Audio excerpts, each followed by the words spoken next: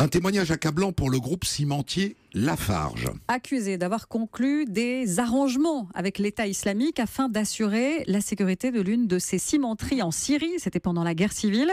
Alors une enquête préliminaire a été ouverte à la suite de plaintes d'ONG et de Bercy. Et le journal Le Monde a eu accès à cette enquête.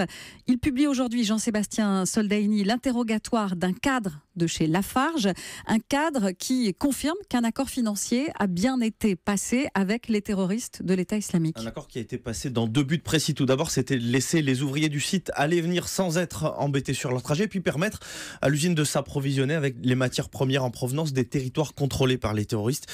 Et tout ça semblait très bien cadré. Les dépenses étaient même justifiées par des notes de frais signées par le directeur de l'usine, Bruno Pêcheux, à qui les enquêteurs demandent « Avez-vous vu le nom de Daesh sur ces notes ?» « Oui », répond-il dans les documents auxquels Le Monde a eu accès.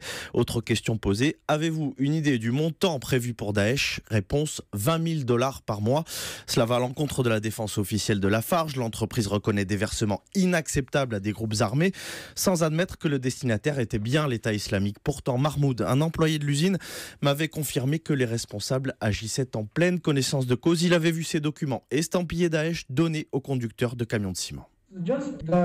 Il y avait la plaque d'immatriculation du camion, et puis sur le papier, il y avait aussi la route qu'il empruntait de Raqqa jusqu'à l'usine, avec cette mention « Ce camion peut rouler sur toutes les routes du territoire islamique ». Il y avait même le logo de Daesh. Et malgré les risques pour les salariés, Lafarge a choisi de rester en Syrie. Bruno Pêcheux semble justifier ce choix en disant que son usine pourra fournir du ciment pour reconstruire le pays, sous-entendu après la guerre. Un choix qu'un autre responsable assume en affirmant que le Quai d'Orsay, des diplomates français les ont incités à rester. Merci Jean-Sébastien Soldaini.